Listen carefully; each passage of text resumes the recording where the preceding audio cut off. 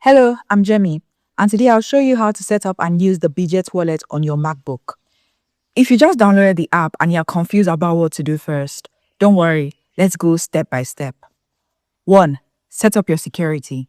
After downloading the app, you'll be asked to create and confirm your passcode. 2. Understand the home screen.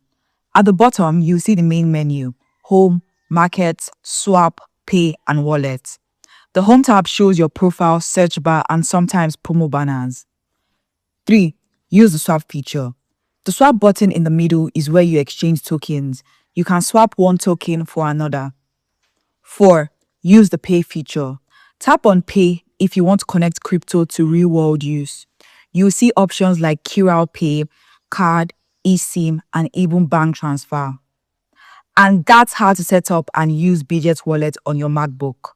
Follow TechLoy for more simple crypto how-to guides.